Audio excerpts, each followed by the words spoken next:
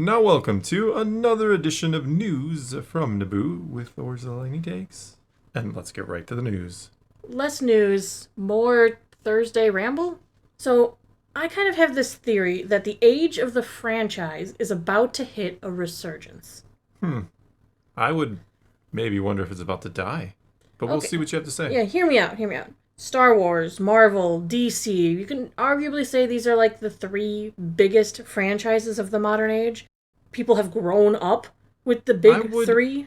I would put like a Harry Potter and a Lord of the Rings in there as well, kind of, even though they're not as prevalent and have content coming out as often. Definitely put Harry Potter in there. Yeah, but I mean, we're about to get the new Harry Potter. I'm not trying to argue with you. I think the big three would be those off the top of my head. Well, you could throw Star Trek in too if you wanted. You could absolutely throw Star Trek in there. And by franchises, I pretty much mean the stuff that we would people who are at this channel would be interested in. Yeah. The geeky stuff. Well, yeah, AKA the cool stuff. I know other franchises exist, but this is Thor Skywalker Plus, so this is what you get. These big budget studios have been giving us what we wanted until we were kind of sick of it, or their quality could not keep up with the quantity they decided to give. Yeah. Harry Potter, come on, let's face it, Harry Potter was a win. The original Those Harry 7 Potter, movies, follow the Eight books. Movies. Correct. 8 movies, 7 books. Absolutely fantastic. And then like 3 more movies that we don't speak of. Yeah.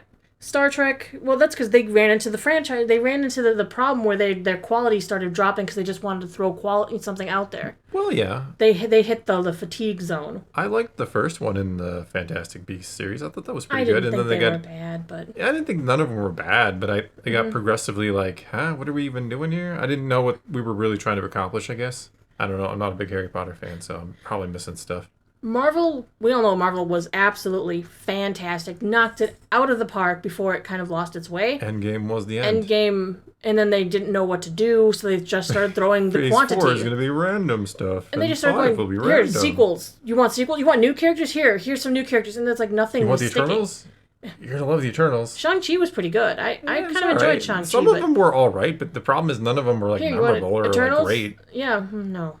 Like, there was some actually really good movies in the first 3 phases, and then it's like, what was really good out of the last 3 phases we've got here, or however many phases we've gone through at this point. And then DC was trying so hard to chase Marvel in that superhero genre that they never really fully got off the ground. Well, they got off the ground, and then they just crashed right away. Yeah, Man of Steel. Yep. And then, it went down. Now, Star Wars. Star Wars is kind of that hot, cold thing. It's like a dog chasing its tail at times. That's what happened in the past. Let's move into the present as well as the not-so-distant future. DC is doing a full overhaul.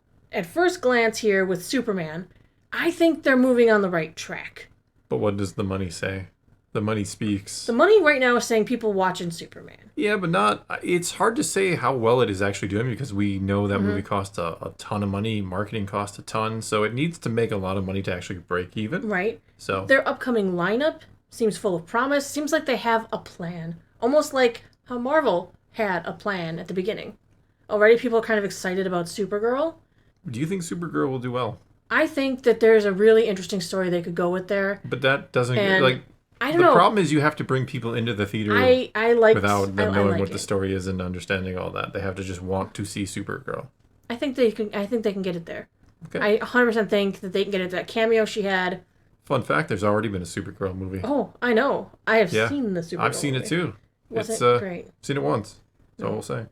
Harry Potter is starting over. They're doing like 1 season per book on this new HBO show. It seems very promising. I'd be very pleased because it sounds like it's supposed to stay close to the source material. And if it does what it promises, it could be a really great show. Not to mention, it's been 14 years since the last movie came out. And then there was the success of Hogwarts Legacy. The time feels right to go after not only the long-term Potterheads, but the new fans or their kids. I mean, it's been 14 years. Yeah. This is now time to bring in the next generation of Harry Potter Harry fans. Potter, the next generation? No. That's what they should have called it. No. Should have been a new series. I think that would have been better off, honestly. I don't know. There's a lot of people who, of course, people who've read the books, who would love to see one that's closer to the source material. Sure. Like me. I think casual fan here, very casual Harry Potter fan, never read the books. Like, I am less excited about that than it would have been something new. Yes, but something new was Fantastic Beasts, which did not work out super well. No, So but they're going something back beyond. to the I roots. don't think we needed a prequel. Well, And I you didn't just gotta hate watch The Fantastic Cursed Child. Beasts. It's on Broadway. Or read it. I've got it on the shelf. Yeah, probably not doing that. Okay. My point is, like, Fantastic Beasts, like, kind of lost me because I'm Mm-hmm. like, I don't really get why we're prequeling this. And here Okay. we are. Like I said, I thought the first one was okay, and then it kept going. I'm like, what's going on? And now I'm like, if you did a sequel, I think going after is a slight problem because Harry is the chosen one. He's the chosen one in not in Star I was Wars. gonna say, like, that he doesn't mean actually anything. saved the world from their greatest evil. Yeah. So just to bring up a new great dark wizard seems really repetitive. You just bring back Voldemort. No, Star Wars did no, it absolutely so not. well by No, we bringing back actually- and undoing the chosen Voldemort one. already died once and came back, so his resurgence. Somehow. No, Somehow That's- he's coming back again. they would. I will. They know better than that. I'm in for that sequel. J.K. Rowling, I think, would never allow that. I don't know. It depends on how much money she can make from it. Okay.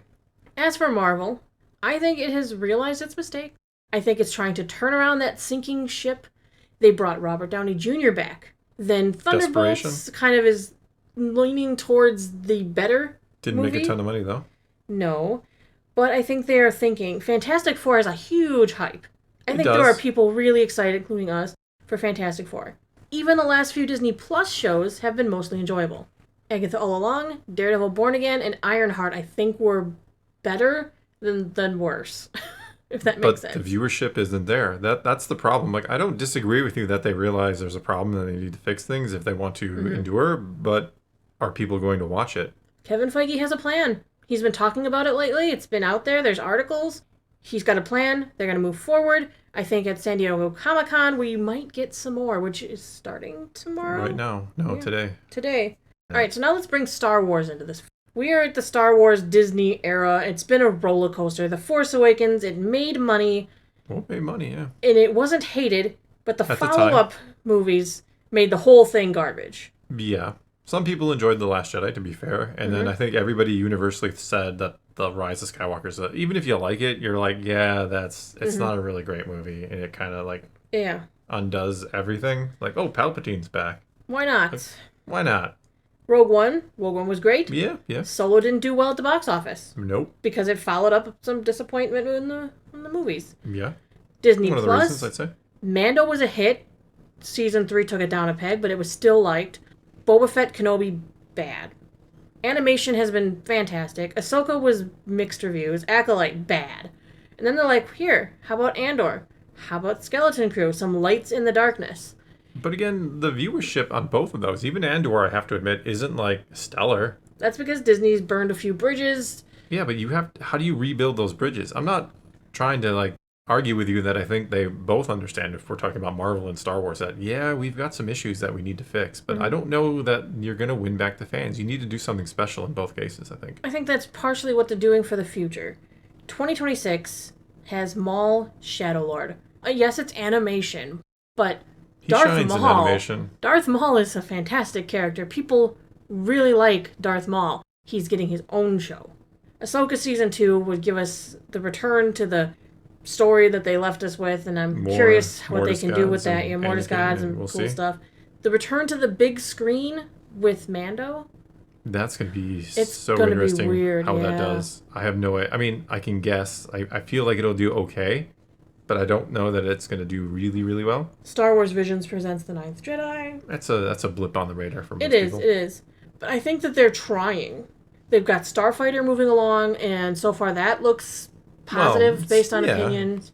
The future is charted out with all these franchises. So what do you think? Is this going to be the second wind of the franchise era? Are they coming back? I want to say yes because I loved the first three phases of Marvel. Like I've said it before, it's one of the most incredible feats in the history of film to do what they did with that. And so I want to see them get better. And I mean, Star Wars is obvious. I always root for Star Wars, as I say. I want it to get better. I want it to improve. I want it to be the best franchise ever, all time. I think the difference is now that they do understand that they have made some blunders and things have gone wrong, whether or not they will ever admit it or even allude to the fact that they understand that they've made mistakes. So I don't think it's that they don't know and don't want to make things right. I just don't know that they have the formula. I don't know that they really understand how do we fix this. Because Star Wars right now seems like it wants to go post-sequel trilogy. We have Starfighter, post-sequel trilogy, Kinberg trilogy, They're trying to distance post-sequels. themselves, I think. Well, no, they're actually kind of going like 5 to 10 years after it. That's not really distancing yourself from it. No, I but would it's say that's the moving opposite. beyond the era of Yeah, but if you contention. bring in Ray, if the Ray movie actually happens, like that's not distancing yourself. That's embracing it. That's like saying, "Yep, those movies are canon, 100,000%. Here's that character that was very controversial." I again agree with you that they understand there are problems. I think there is going to be another serious attempt by both of them. With there's some Avenger movies coming up. Robert Downey Jr.'s back, like you said. You got Fantastic Four. The X-Men are probably coming about here Oh, they anytime are. now. They are. They're, I know it's they're in the works. confirmed. Yeah. So that could bring some excitement.